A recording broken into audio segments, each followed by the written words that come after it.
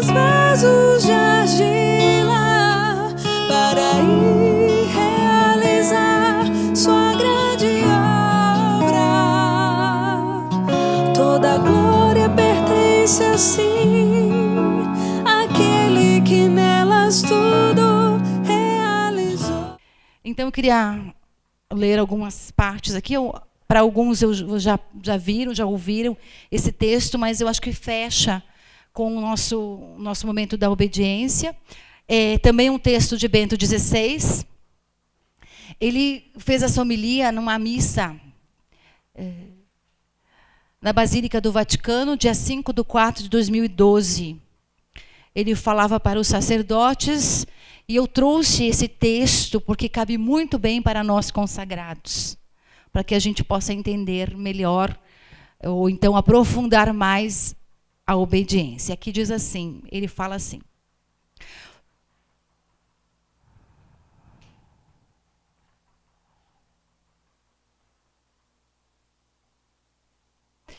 somos consagrados na realidade da nossa vida?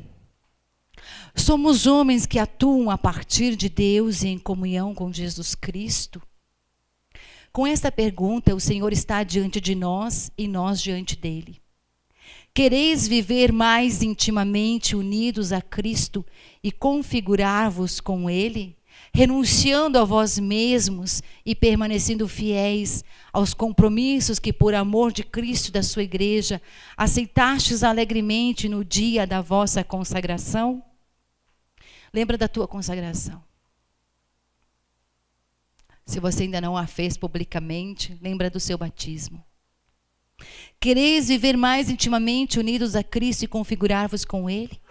Renunciando a vós mesmos e permanecendo fiéis aos compromissos que, por amor de Cristo e da sua igreja, aceitastes alegremente no dia de vossa consagração? Nela são pedidas, sobretudo, duas coisas nesta proposta: uma união íntima, mais ainda uma configuração a Cristo, e condição necessária para sermos, para isso mesmo, uma superação de nós mesmos, uma renúncia àquilo que é exclusivamente nosso, a tão falada autorrealização. Uma consagração exige uma renúncia à autorrealização. É-nos pedido que não reivindique a minha vida para mim mesmo, mas a coloque à disposição de outrem, de Cristo. Que não pergunte, o que eu ganho com isso? Mas sim, o que eu posso doar a Ele e por Ele aos outros?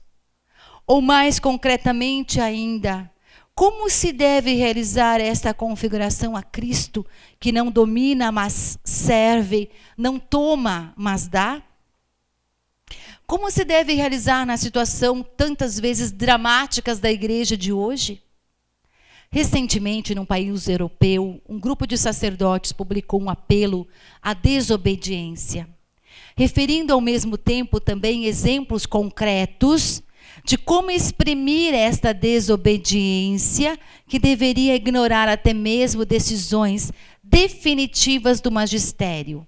Como exemplo, na questão relativa à ordenação das mulheres, a propósito da qual o beato Papa João Paulo II declarou, hoje santo, de maneira irrevogável, que a igreja não recebeu da parte do Senhor qualquer autorização para o fazer. Será a desobediência um caminho para renovar a igreja?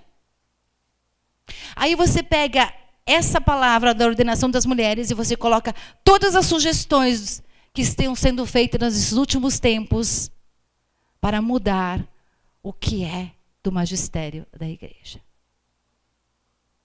Deus não. Olha aqui, a resposta é assim.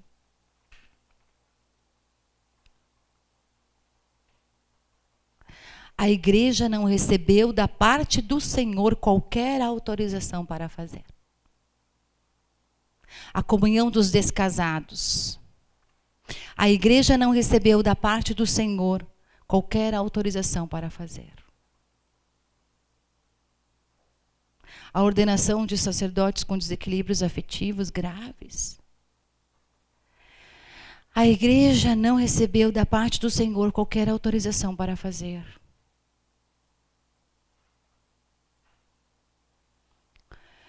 Queremos dar crédito aos autores deste apelo quando dizem que é a solicitude pela igreja que os move?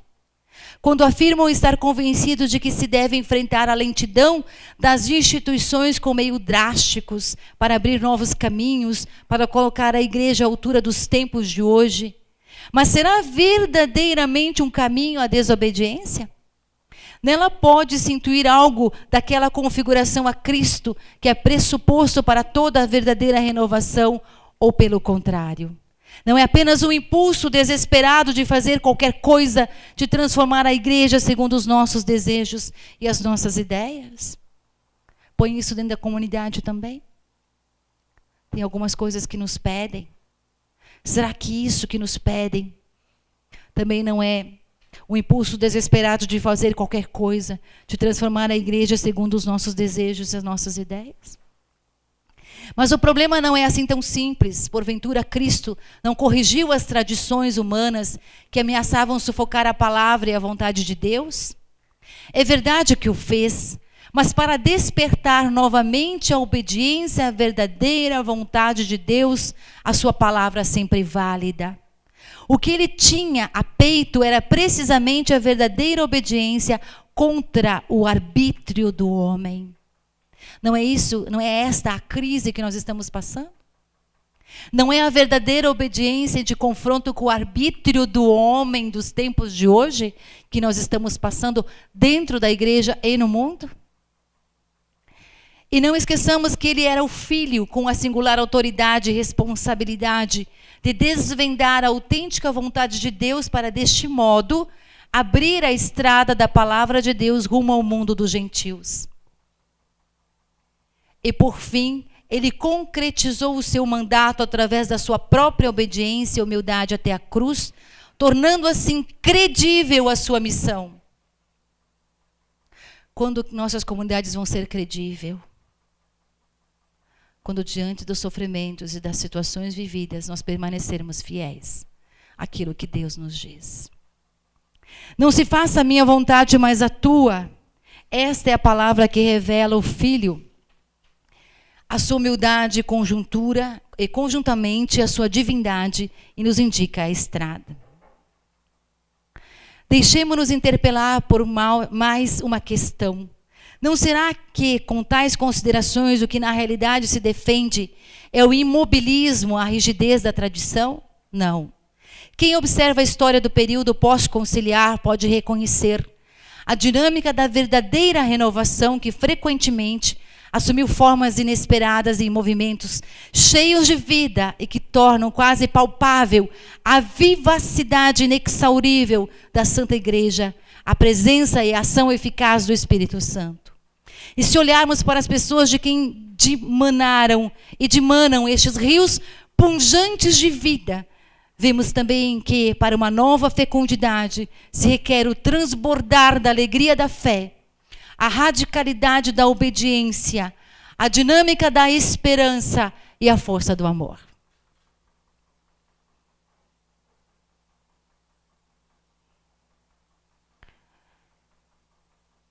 Em primeiro lugar, nos recordemos de sermos, como se exprime Paulo, dispensadores dos mistérios de Deus, e que nos incumbe o mistério de ensinar, que constitui precisamente uma parte dessa distribuição dos mistérios de Deus, onde Ele nos mostra o seu rosto e o seu coração, para se dar a si mesmo. No encontro dos cardeais, por ocasião do recente consistório, diversos pastores, baseando-se na sua experiência, falaram do analfabetismo religioso que cresce no meio desta nossa sociedade tão inteligente. Os elementos fundamentais da fé, que no passado toda e qualquer criança sabia, são cada vez menos conhecidos. Mas para se poder viver e amar a nossa fé, para se poder amar a Deus e, consequentemente, tornar-se capaz de ouvir corretamente. Devemos saber aquilo que Deus nos disse. A nossa razão e o nosso coração devem ser tocados pela sua palavra.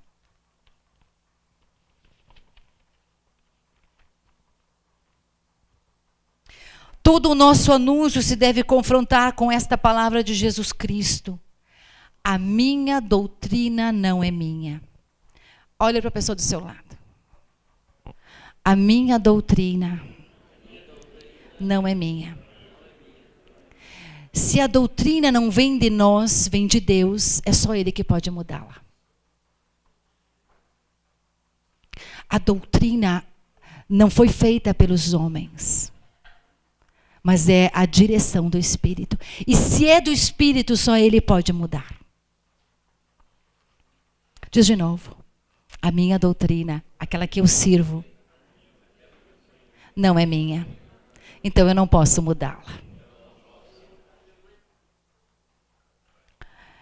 Não anunciamos teorias nem opiniões privadas, mas a fé da qual somos servidores. Isto, porém, não deve naturalmente significar que eu não sustente essa doutrina com todo o meu ser e não esteja firmemente ancorado nela. Se não nos anunciamos a nós mesmos e se intimamente nos tornamos um só com aquele que nos chamou para sermos seus mensageiros, de tal modo que sejamos plasmados pela fé e a vivamos, então a nossa pregação será credível. Se não nos anunciamos a nós mesmos e se intimamente nos tornarmos um só com aquele que nos chamou para sermos seus mensageiros, de tal modo que sejamos plasmados pela fé e a vivamos, então a nossa pregação será credível. Amém? Vamos ver então esse clipe finalizando, né? Esse conselho da obediência e pedindo a Deus, dá-nos esta graça. Porque não é apenas humano, é uma obra do Espírito. Sem a moção, sem o socorro do Espírito Santo, nós não conseguimos obedecer. É uma obra do Espírito. Então nós devemos pedir que Deus nos dê de graça o que de graça Ele tem para nos oferecer. Eu me lembro de pedir a Nossa Senhora, quando eu rezo, né? Ave Maria, cheia de graça. O Senhor é convosco. Eu digo a ela, se tu é cheia, porque tem um pouco para me dar. Se tu é cheia e eu sou vazia, me dá do teu cheio, então eu vou ter também o que tu tens, que é a obediência, que é a pobreza e que é a castidade. Ok? Essa é a alegria da noiva, da igreja, das almas, dos corações, das mentes, dos consagrados. Já sois de Deus. E Deus já é nosso. Glória ao Pai, ao Filho e ao Espírito Santo. Como era no princípio, agora e sempre. Amém. Vamos sentar? A obediência não precisa ser uma tristeza que se anda todo dia ao nosso redor. Mas seja às vezes com contrariedades, com irritações, porque nos desloca. Lembremos que a alegria do Senhor é que possamos obedecê-lo. Quer fazer a alegria do Senhor? Obedeça. Obedeça. Muito bem, continuando. Jesus, obediente ao Pai, ou seja, toda a vida de Jesus foi uma obediência ao Pai. Às vezes as pessoas me perguntam assim, quando Jesus obedeceu? Ele foi obediente até a morte de cruz. E eu respondo, quando ele não obedeceu? Quando Jesus não obedeceu? Essa é a nossa vida. A nossa vida, a nossa busca, o nosso desejo é conformar-se como Ele.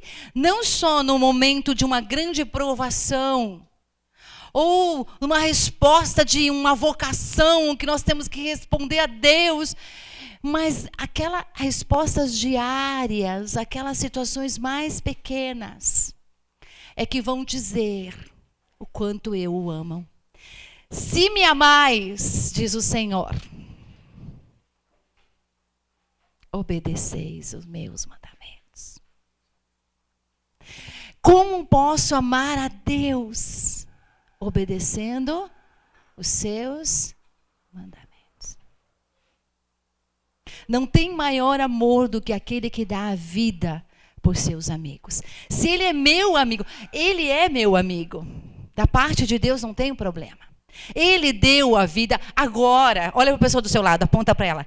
Chegou a sua hora. Ele já deu.